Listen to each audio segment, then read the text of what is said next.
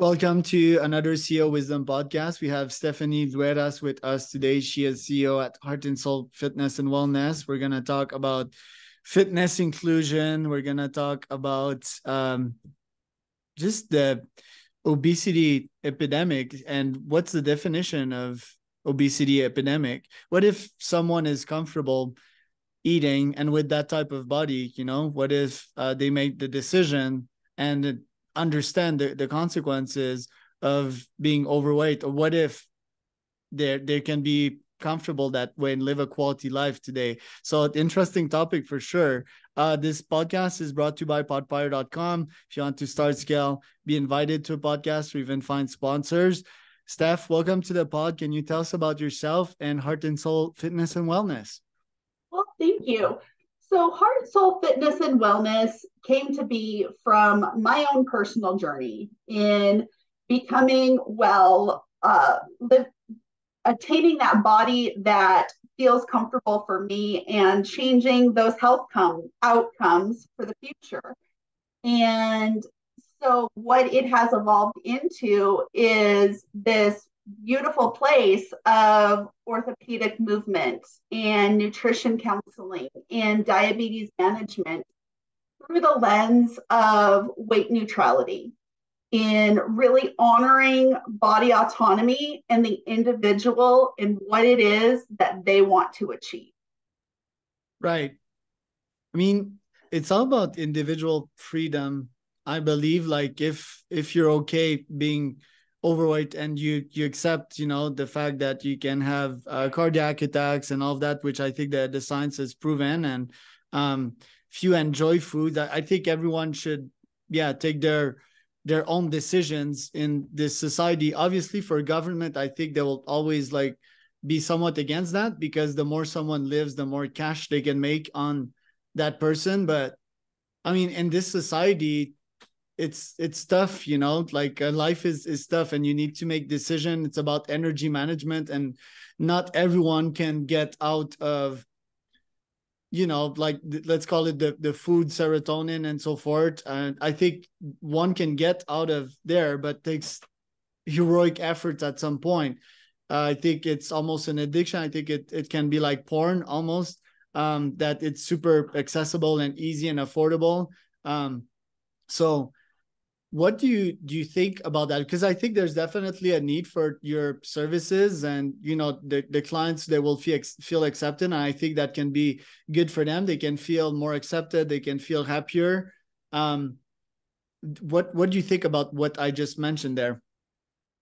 Well, I think that when we look at people in America, around the world, wherever that might be, and this idea of an obesity epidemic, there is that personal responsibility in how we show up in the world. There's also many things that we're not able to control. We have a lot of choice. And choice is something that I always come back to. We have the choice to move our bodies. We have the choice to change our relationship with food. We have the choice to pursue different health outcomes. Within those choices, there may be barriers that we can't control. For example, the idea of food deserts.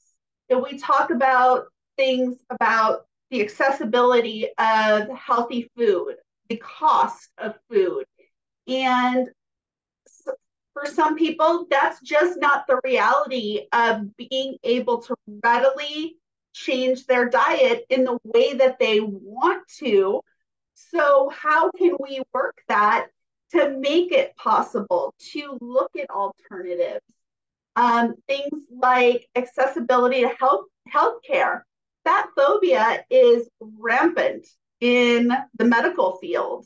And so we have people that truly are seeking out changing their health outcomes, but they're coming up against things like lose weight. Well, losing weight might be a great thing, but what is it that helps people to achieve that? It's our habits. it's our lifestyle, it's the day-to-day actions that we take. And so we need to back up from this prescription of lose weight, which is just lazy medicine, and really come into what are the habits that people are engaging in, because it's more than just food and movement. It's stress, it's sleep, it's hydration, it's everything together in looking at the whole person. Right. It's emotions, it's mindset. So the food desert, I mean, I'm in Mexico right now, and there's no better example than here. You know, you go in, I mean, Mexico, as you know, it's the most of it is impoverished, right? So you don't need to go far to see the food desert type of thing. You get like these very basic foods. By who are these foods sold? Nestle and all these gigantic food brands that don't give a shit about what they put inside there, you know, and these impoverished communities. Well, guess what? They're obese. What do they drink on a daily basis? Coca-Cola, you know. Um, and even here in Oaxaca, Oaxaca is one of the poorest state, but one of the best for many reasons. And there's no like fancy grocery stores like in Mexico City or in Puebla, where you can get like all these superfoods, you know, and this diversity of food, and really pick and choose. Me, I don't have a problem with that because I have deep knowledge, and there's these farmers market and so forth. And I can pretty much eat whatever I want because I eat once a day and burn all my calories through sport that I learned to enjoy. But yeah, these food deserts, they're definitely a challenge. I make it one of my personal mission to actually drop Whole Foods food styles market in every impoverished neighborhoods, or at least have an app, you know, just a warehouse, and people can order it from their app at incredibly low cost. I think that's super important. The second factor, I think, is education. I think people don't have it. You never had someone when you were young tell you how to eat food mindfully. You never had someone told you that, yeah, if you can get addicted to food, to porn, to video games, to alcohol, to drugs. You never had someone teach you mindfulness, how to manage your money and so forth, how to manage your emotions, how to build relationships, right? It's all stuff that is not taught to us at school. And I, again, make it my personal mission to help the world with that, because I can only, I mean, I cannot do it. Like, that's the reality, but I can try to put myself in the shoes of someone that is eating delicious McDonald's on a daily basis. Let's face it, it's delicious McDonald's. Like, it's super delicious. Actually, I'm going to probably order a signature burger pretty soon. And that's for another day. It must be hard, you know, to just jump that wall. It's not impossible. You need to make a lot of sacrifice. And the thing is that most people nowadays don't have that extra energy. They finish work, they're burned out, and it requires almost a heroic effort to get over that. So my question to you is, how do you help these folks to potentially hop that huge barrier? So you talk about this heroic effort, and that's where that dividing line between success and failure comes in. Because we as a culture come into this all or nothing, black or white thinking. It's the New Year's resolution syndrome, that I am going to overhaul my life. I am going to do everything at once. And on this magical date, life is going to change. That's not reality. We don't overhaul everything at once. It's not sustainable. It's not realistic. It doesn't fit our values, our lifestyle, our this, our that. It's one thing at a time. We might have this goal that has a lot of complex pieces to it. But what's the very first, simplest thing that we can start to achieve, that we can make consistent? For some people, it might be just drinking water or going to bed on time. And once that cycle starts to repeat itself, okay, great. Now, how do we build on this and continue to grow that so that it fits in the framework of someone's lifestyle? that it's not, I'm cooking two separate meals, one for me and one for my family, or I'm investing in these programs that are not sustainable, don't quite hit the mark for what I need, but really backing up and looking at what is it that I can do today, and ask that question every single day. Yeah, the New Year's resolution is a classic, right? I have a drink or two, and all of a sudden I'm like this hero capable of everything. Well, wait the next day, when you have the headache and it's 7 a.m. and it's cold and your bed is super comfy. Wait until the next day. I think, yeah, like you said, it's hyper complex. Me, I've been hacking myself for the past decade of my life, physically, mentally. I did a lot of sacrifice. I had a lot of pain. I just don't realize it to this day. For example, this one meal a day, it was very painful at the beginning, not eating for a day after I've ate 3 meals for my whole life. But it's one of the best decisions that I made, because nowadays I can fuel on that, making all these micro tweaks, micro tweaks in my diet and my decisions and my lifestyle. And I still have these cravings, like I told you, I have the obese gene from my mother's side. And after long days of work that was emotionally challenging, where can I find that love, that pleasure? Sometimes it's not even in my partners. I mean, I have doggies, I can go see them and love them, that can feed that aspect. But sometimes I have that love deficit, and food can give me that love.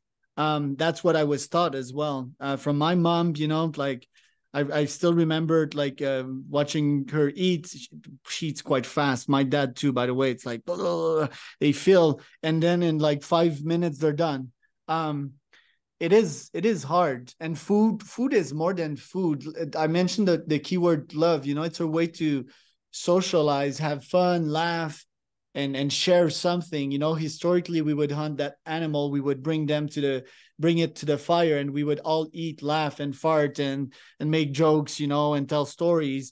So it is a challenge. And now the last missing puzzle to that is a corporation that really engineered everything around it to feed you more food.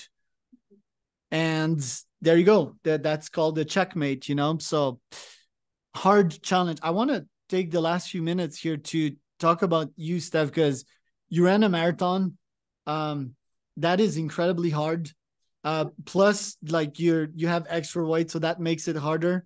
Me, every time I do like Ironmans and I see overweight people, I'm like, holy fuck, it must be hard, because I'm all slim and it's already hard for me. So tell us about these times that you cracked the code there, and how hard it was, and how you felt at that finish line.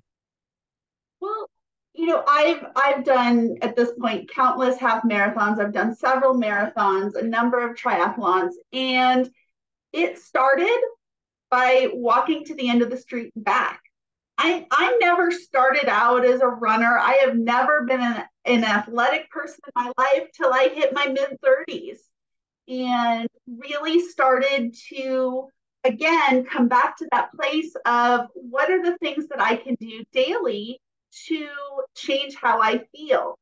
And at that time, I was much larger than I am now. And I felt like, okay, movement's going to be important, but physically, I'm not able to move my body. So that first walk of going up and down the street and back, I was going to die.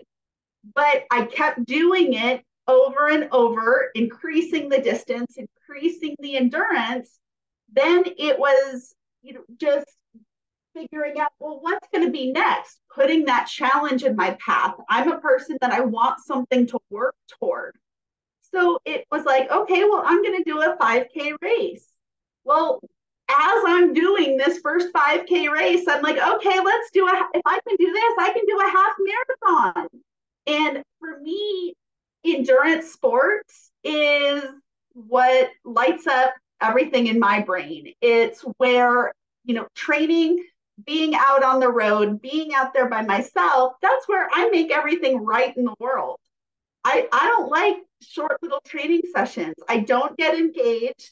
and then it's just painful and horrible. But you send me out for 3, 4, 5 hours, that's when I start to really get into that groove, not only physically, but I'm mentally engaged and just really settling down that nervous system and completely changing so much more of myself than moving my body.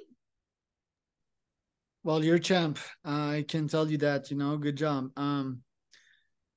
Running and endurance sports is, to me, it's like a story. Every time is a story. It's like living a lifetime in that 5 hours, because you have ups, you have downs, and I really recommend people to give it a try. And me, I think it's fair to say that running also saved my life. It put me in the right path, because I was addicted to many things, to alcohol, to porn, to food at some point, to all of these things. And this thing, it really, really kept me in a healthy mindset. It's scalable. Running is scalable. It's a healthy addiction, quote unquote, if we can even call it that. So great job on that. What about triathlons? How did you get into this? And is it a different beast than just running?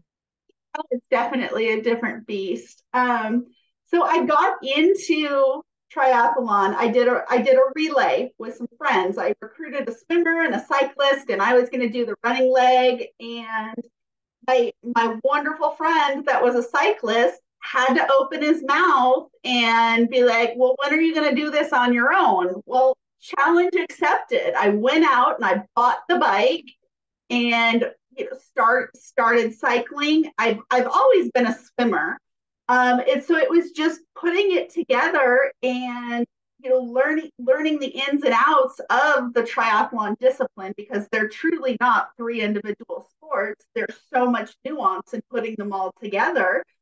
But having, again, that new challenge to work towards, it's like, okay, well, I'm going to show you what I can do. Again, congrats. I'm gonna dedicate my next 35K training to you, Steph. Training for a 50K Spartan Ultra, then 100K later this year. So yeah, you're gonna be in my mind when I am suffering. We always do, by the way. Whatever is the distance, you can even suffer in 1 kilometer. You just have to run it really fast. Pain comes very, very easily in this world. People tell me, 10 minutes. Yeah, try some burpees for a minute. Try burpees for 2 minutes. You're going to have your lungs on fire, Where can we find out more about you, Steph?